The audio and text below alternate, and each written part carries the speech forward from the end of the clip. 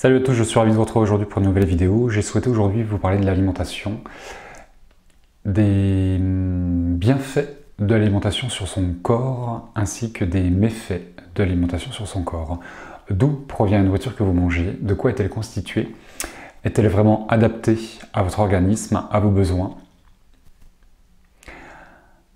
Et vers quoi vous mène votre mode alimentaire aujourd'hui? Nous sommes dans une société de peur, de manque, où on ne prend pas vraiment le temps de manger, de faire ses courses, et on ne se donne pas vraiment les moyens d'être en bonne santé. L'alimentation est notre essence. L'alimentation, votre alimentation est votre essence. C'est le carburant que vous allez mettre dans votre véhicule qui s'appelle votre corps. C'est également votre essence, l'essence de ce que vous êtes. Du coup, vous êtes ce que vous mangez. C'est pour ça qu'il est intéressant dans un éveil spirituel, et pas que, pas besoin d'être un être éveillé pour s'intéresser à ce que l'on mange et à reconsidérer la planète, la nature et les animaux, ainsi que son corps, de prendre conscience de ce que nous sommes en train de vivre et parfois de subir. Si vous pensez que sur Terre tout va bien aujourd'hui, regardez pas ma vidéo, elle ne va pas vous apporter grand chose. Maintenant, si vous pensez qu'il y a un dysfonctionnement, sur nos états de santé, sur l'écologie, sur les conditions d'élevage et bien d'autres, des animaux. Peut-être que ma vidéo pourra vous permettre de prendre conscience de quelque chose. Je ne suis pas nutritionniste, je ne suis pas médecin, je ne suis pas là pour vous donner un régime alimentaire, hein, juste vous faire part de mon mode de fonctionnement, mon régime alimentaire qui est le mien, qui me convient bien depuis bientôt 5 ans. Et peut-être que cette philosophie de vie pourrait éclairer certains et vous permettre de prendre conscience de quelque chose. Les changements se font dans le temps et se font par paliers. Maintenant, tous les changements commencent par une prise de conscience. Il est simple, je pense, de faire du tri sélectif dans ses poubelles parce qu'on a des bacs à disposition dans son garage, dans la rue ou sous son évier. Ou de signer une pétition pour se dire qu'on n'est pas d'accord sur certaines choses. Maintenant, où sont les actes derrière? Où est l'engagement? Parfois ça s'arrête là. Maintenant, il est intéressant d'avoir une révolution intérieure, que chacun puisse faire ce qu'il peut faire, ce qu'il a envie de faire, à sa portée, dans sa vie. Et peut-être de dire stop à certaines choses et de décider de ne plus subir. Pour ceux qui pensent qu'ils n'ont pas le libre arbitre, c'est peut-être l'occasion de vous rendre compte que vous avez le libre arbitre de faire des choix, et de faire des choix en conscience, et que tous les choix que vous allez faire en conscience ont une répercussion sur vous, sur votre corps, sur votre santé, sur votre famille, vos amis, l'environnement, et les animaux, et la Terre. Nous sommes tous interconnectés et reliés. Du coup, dans ce changement de mode de vie, dans ce changement de mode alimentaire, la première chose à prendre en considération sont les croyances et les croyances et les culturelles, sociétales, qui fait qu'on est dans un monde où on avance dans les peurs. La peur de manquer, la peur de ne pas avoir assez, la peur de carence en termes d'apport énergétique ou nutritif, que si on enlève certaines choses de notre alimentation, on sera forcément en carence. Peut-être, ou peut-être pas. Maintenant, il est peut-être intéressant de faire un test par vous-même et de voir ce que ce changement pourrait vous apporter. Faites un test sur plusieurs semaines, plusieurs mois, pourquoi pas plusieurs années. Peut-être que vous dormirez mieux, que vous aurez moins de maux de tête, une meilleure digestion, une force de vie, un élan de vie beaucoup plus dynamique. Je vous rappelle que vous êtes ce que vous mangez. C'est pourquoi il est intéressant de vous intéresser à ce que vous mangez et d'où provient la nourriture que vous ingérez. Il est intéressant d'apprendre à vivre et à manger en fonction des saisons. La nature est extrêmement bien faite et elle nous apporte tout ce dont nous avons besoin. L'été et l'hiver principalement, ce sont des saisons opposées qui fait que nous n'avons pas le même rythme, il n'y a pas les mêmes températures et que notre corps n'a pas besoin du même carburant. L'été, il fait chaud, on transpire, on va boire beaucoup et notre alimentation va se gorger d'eau, à l'image des tomates, des pastèques, tous les fruits et légumes qui sont à base d'eau vont nous correspondre. Et ça tombe bien, ce sont les fruits de saison. À l'inverse, c'est l'hiver, la saison qui est plus froide, où le corps a besoin de brûler beaucoup plus de calories. l'alimentation va être beaucoup plus consistante à l'image de toutes les racines, comme les courges, les pommes de terre, le butternut, toute cette famille qu'on va faire cuire et qui va nous réchauffer. Du coup, il est intéressant de vivre avec les 4 saisons, de manger ce que la nature va vous offrir, parce que ce sont des légumes de saison qu'on va pouvoir trouver à proximité à côté de chez soi et qui va coûter moins cher. Il est intéressant d'avoir une nourriture aujourd'hui variée, équilibrée en fonction des saisons, des 4 saisons, pour garder la notion de plaisir. Il est intéressant lorsque l'on mange de prendre le temps de manger et de garder cette notion de plaisir.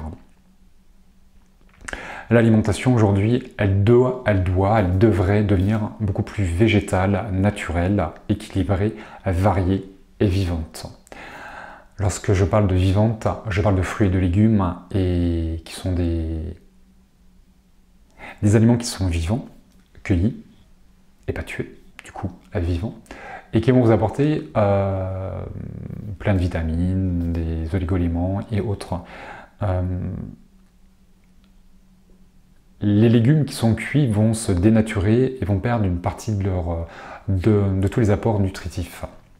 Du coup, il est intéressant dans l'hiver de garder ne serait-ce qu'une crudité pour accompagner vos plats chauds.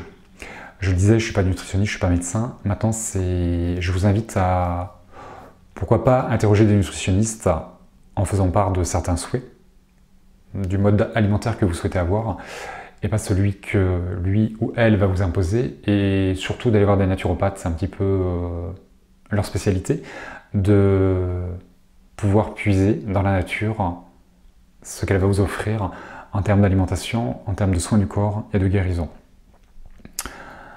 Du coup, il est intéressant de garder des crudités tout au long de l'année pour avoir un maximum d'apports énergétiques et caloriques et nutritifs dans votre alimentation.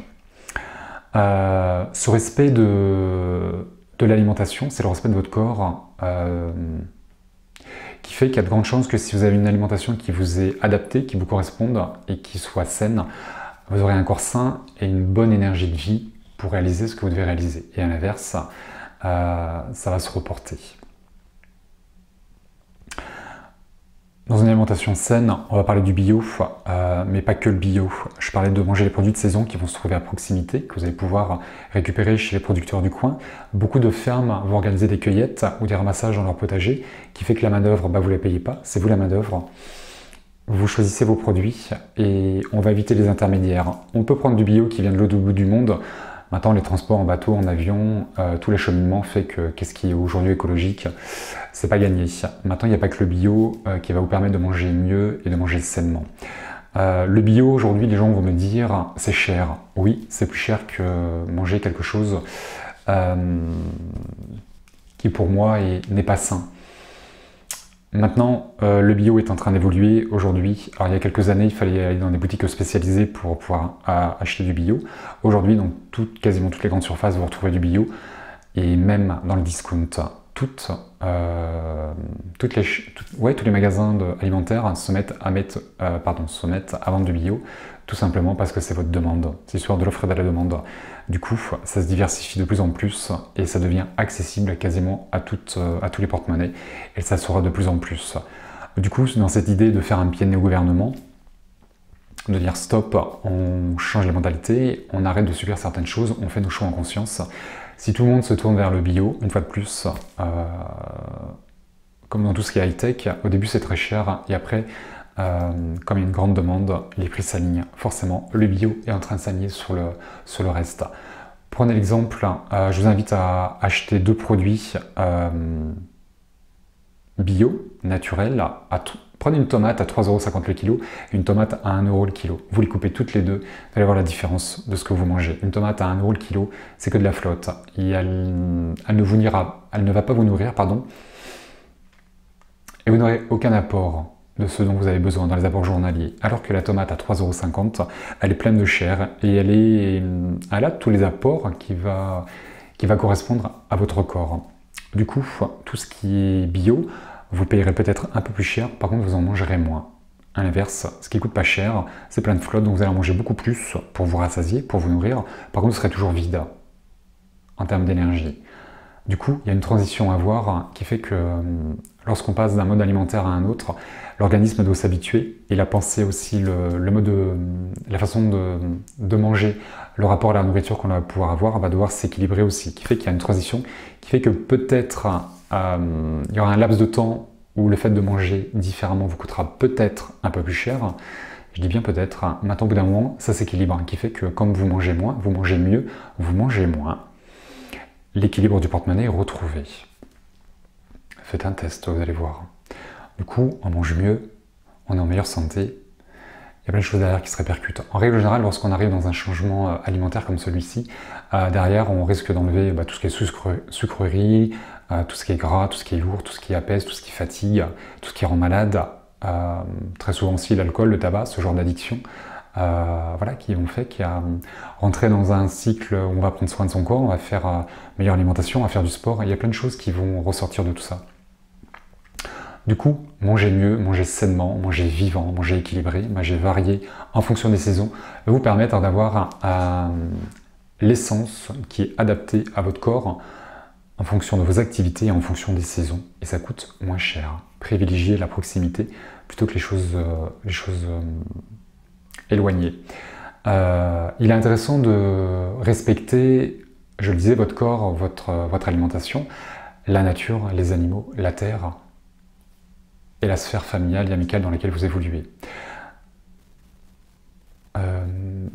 La nourriture est un besoin qui est vital.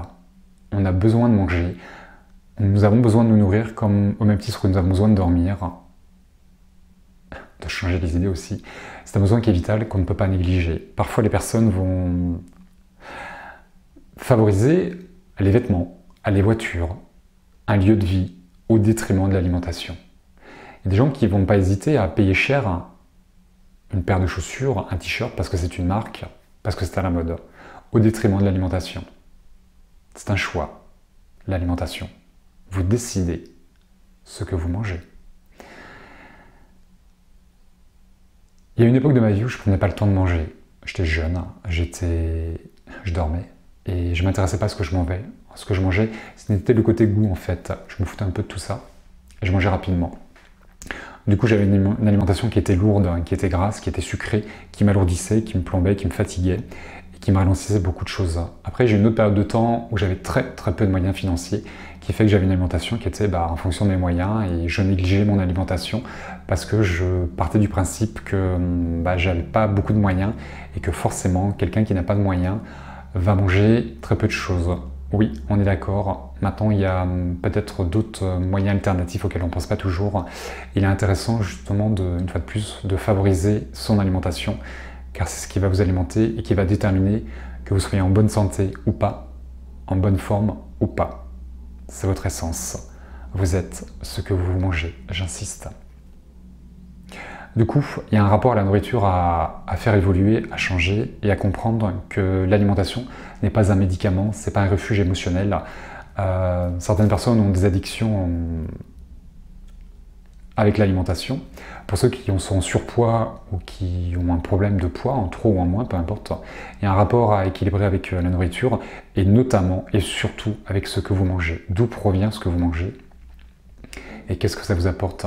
Quand on est gosse, souvent on nous récompense par la nourriture, par les sucres. Tiens, t'as bien bossé, récompense.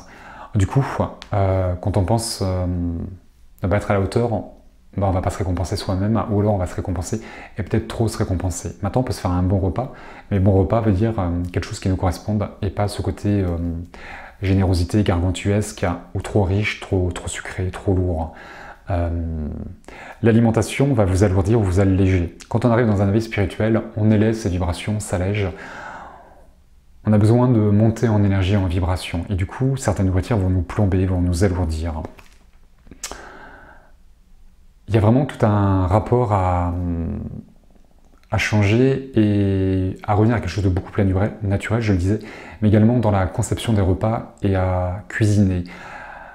Aujourd'hui, nous sommes dans une société de consommation où on ne prend pas le temps de cuisiner, de faire ses courses et de se poser à table. Le repas devrait être un moment chaleureux, un moment convivial où on se retrouve en famille et on partage. Le fait de cuisiner, c'est une manière de dire je t'aime à quelqu'un, à son mari, à sa femme, à ses enfants, à ses amis. Du coup, il est intéressant de prendre le temps. On peut cuisiner en famille, les hommes cuisinent, les femmes cuisinent, les enfants peuvent participer à l'élaboration d'un repas et même peuvent eux aussi cuisiner une fois de temps en temps. Pour les célibataires, passez un moment avec vous-même et cuisinez pour vous. Dites-vous je t'aime. Bah ouais. Coupez la télé et mangez en conscience. Du coup, vous mangerez moins. Là aussi, vous allez pouvoir faire des économies. L'alimentation va interagir sur votre santé et votre poids. C'est évident.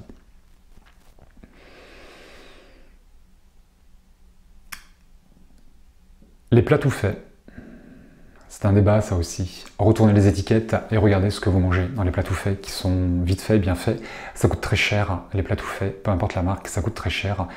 Et regardez ce que vous êtes en train de manger, il y a plein d'exhausteurs de goût, il y a des agents conservateurs qui fait qu'en fait vous mangez plein de produits chimiques, très clairement. Vous bouffez de la merde.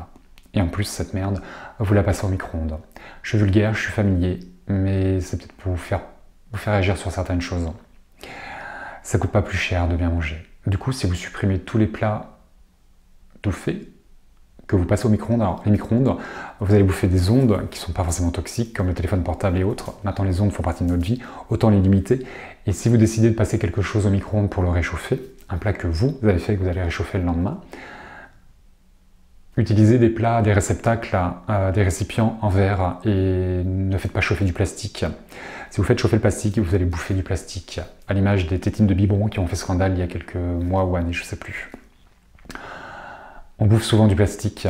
Ouais, on est pollué par les gaz d'échappement, par l'effet de serre et tout. Maintenant, qu'est-ce qu'on mange? D'où provient cette nourriture? Qu'est-ce que nous ingérons? Du coup, il est intéressant de prendre le temps de cuisiner et vous allez voir que ça coûte moins cher. Il paraît que l'amour est dans le pré. Il serait intéressant que l'amour atterrisse dans nos assiettes également. Il y a deux débats que je vais évoquer dans cette vidéo, qui vont faire polémique, qui vont hérisser le poil de certains, mais c'est pas grave, je souhaite le faire. Le premier, c'est celui du lait de vache. Nous sommes le seul mammifère sur Terre qui se nourrit du lait d'un autre mammifère. Pourquoi l'homme se nourrit du lait de vache? L'homme n'a pas besoin de lait de vache pour vivre. Ouais, les produits laitiers sont nos amis pour la vie. Il y a une pub comme ça. On a peur d'être en manque de calcium et autres, et qu'il faut boire du lait, il faut manger des yaourts, du fromage et tout. Ouais, il n'y a pas que le lait de vache dans la vie. Et le lait de vache n'est pas le plus adapté à notre corps. Il est adapté au veau. Le veau, je crois que sa première année va multiplier son poids par 10. Ça va passer de 40 kg à 200 kg. Les médecins disent que l'enfant a besoin de lait maternel et pas de lait de vache les 3 premières années de sa vie, mais qu'ensuite on n'a plus besoin de lait. Le calcium, vous allez le retrouver ailleurs que dans le lait. Maintenant, si vous voulez du lait, prenez des laits végétaux. Le lait de soja, le lait de riz, le lait d'amande. La nature, une fois de plus, vous apportera tout ce dont vous avez besoin. Pas besoin de boire du lait de vache. Je suis désolé pour les éleveurs de vaches laitières. Maintenant, il est peut-être intéressant d'élever des vaches autre chose que pour leur lait. Surtout que l'homme n'a pas besoin de lait de vache. En parlant de vaches, on va évoquer le sujet des animaux et de la nourriture.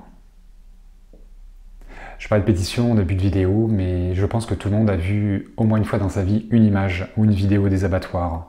Sachant que dans les abattoirs, il y a quasiment, je crois, tout le temps les services vétérinaires qui laissent faire certaines choses. On se demande pourquoi.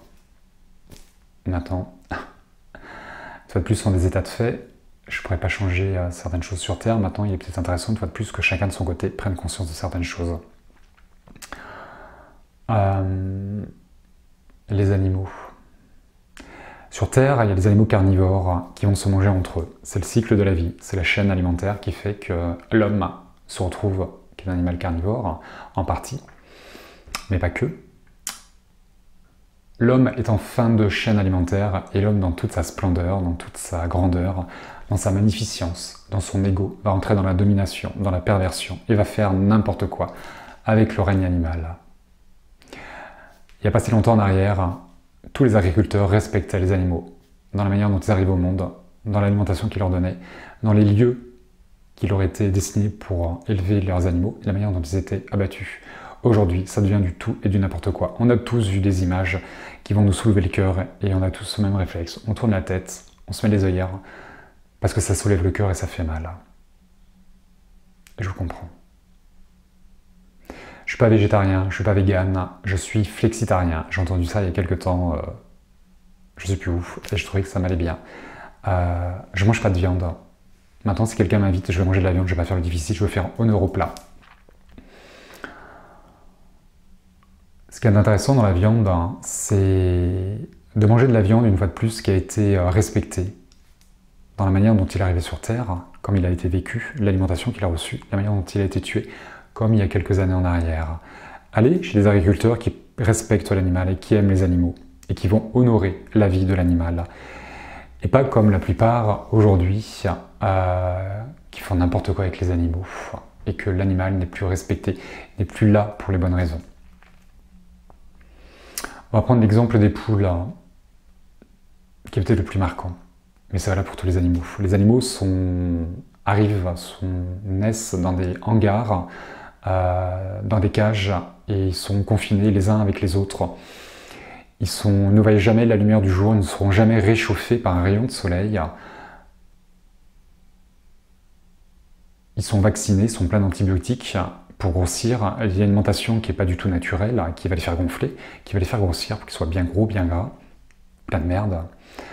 Ils sont pleins de stress, pleins de peur, pleins d'angoisse. Ils défèquent là où ils mangent, là où ils vivent. Du coup, qu'est-ce qu'ils se mangent? Je sais pas trop. Que font les services vétérinaires? Je sais pas trop non plus. Maintenant, c'est ça que vous mangez. Vous mangez leurs peurs, leurs angoisses, leurs défections, leur mort. Vous mangez la mort.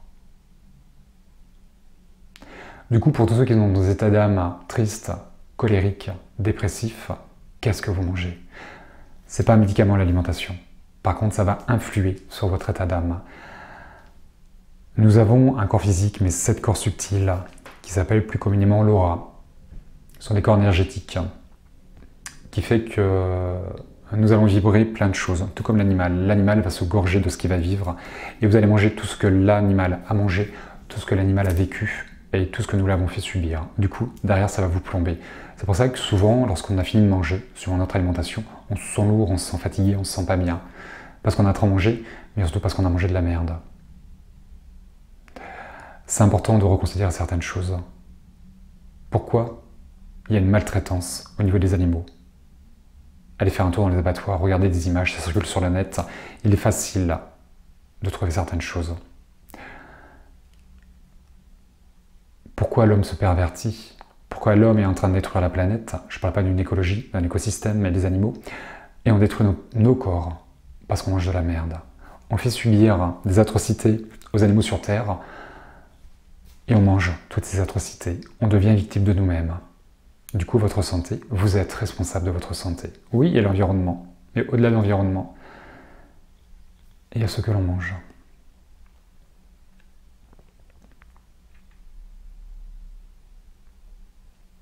Ce qui est délicat dans ces sujets, c'est que les gouvernements font ce qu'ils font, et depuis des décennies, les gouvernements font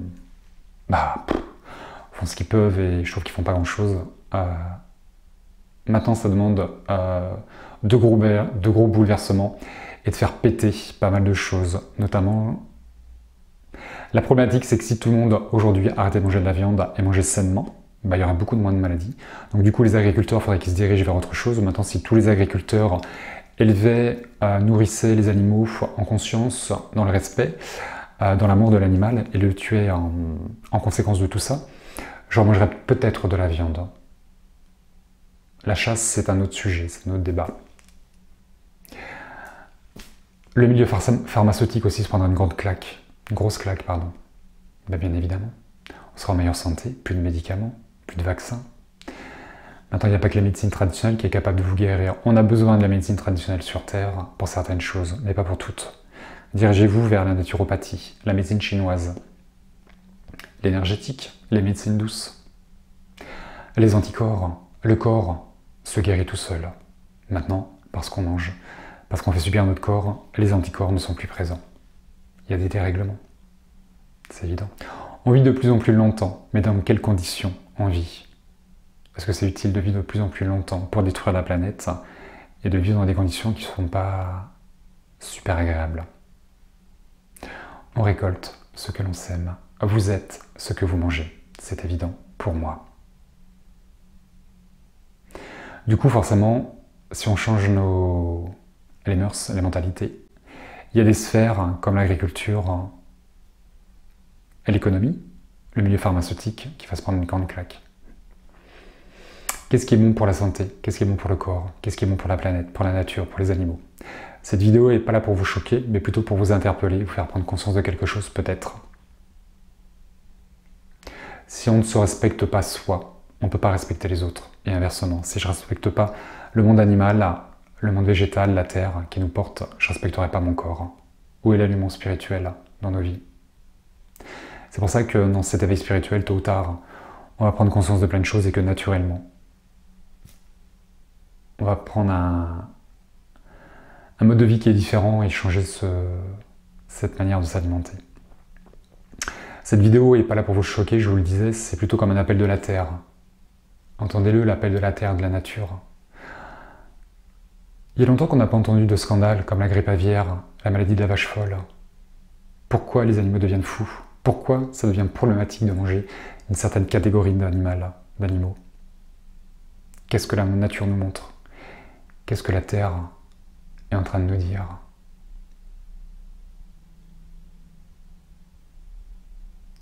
Pour ceux qui ne comprendraient pas mes paroles, mes mots, ma philosophie de vie, je vous invite à plonger votre regard dans les yeux d'un animal. Une vache, un mouton, un cheval, un veau. Plongez votre regard dans les yeux des animaux. Écoutez-les, regardez-les. Qu'est-ce que l'animal va vous dire? Qu'est-ce qu'il est en train de subir? Qu'est-ce que les animaux nous montrent? Et si en plongeant votre regard dans les yeux d'un animal, vous ne comprenez toujours pas ce que je suis en train de vous dire,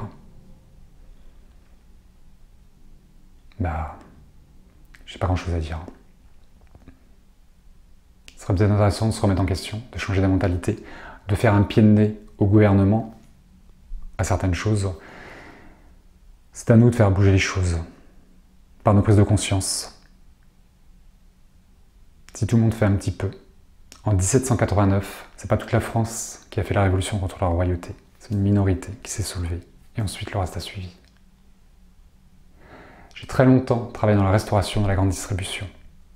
Tout ce massacre des animaux, cette maltraitance qu'on leur fait subir. Tout ça pour le retrouver dans les poubelles. Eh ouais, il faut stocker. Chez soi, on a la peur du manque, donc du coup on achète. Et parfois, on jette. Les DLC, on ne fait pas attention. Ah zut, je jette. Au-delà de la perte économique, c'est un animal qu'on a tué pour rien, parce qu'il est dans votre poubelle. Restauration, c'est pareil, on jette beaucoup. Mais ouais, fonction du débit. Et la grande distribution, c'est pire. Il faut vendre. Les linéaires doivent être pleins de viande, parce que c'est vendeur. Rentrez dans un magasin et regardez les linéaires de viande ou de fruits et légumes qui sont vides. Ça fait pas acheteur, vous avez envie d'aller dans un autre commerce. Du coup, il faut blinder les rayons, parce que c'est vendeur. Du coup, on jette. Résultat des courses, l'homme, une fois de plus dans sa magnificence, va faire vivre des atrocités aux animaux, va les tuer dans des conditions atroces, pour se tuer, à petit feu, ou alors pour les retrouver dans nos poubelles. Où est le respect de l'homme, de l'animal, de la nature, de la planète? Où allons-nous? Quelle terre allons-nous laisser à nos enfants, à nos petits-enfants? Où est le respect de soi et de l'autre? Est-ce qu'on se perd? Est-ce qu'on évolue? La Terre bascule, elle évolue vers la 5e dimension. Si on ne change pas, je pense qu'on va avoir des difficultés dans ce changement. Ces mots sont les miens, ce regard est le mien, qui m'est propre. À vous d'avoir le vôtre. Sans langue de bois, sans complaisance. Chacun fait ce qu'il peut, chacun fait ce qu'il veut, avec ses envies, au gré de ses envies. C'est jamais trop tard. Tout le monde peut participer au changement. Voilà, j'espère que cette vidéo vous interpellera et ne vous choquera pas et vous permettra de prendre conscience que vous êtes ce que vous mangez. Votre alimentation va déterminer vos états d'âme, votre état de santé, votre fatigue, votre bonne santé, votre joie de vivre ou votre déprime. en partie. Voilà, je vous embrasse bien fort, je vous dis à très bientôt pour une prochaine vidéo. Et d'ici là, prenez soin de vous.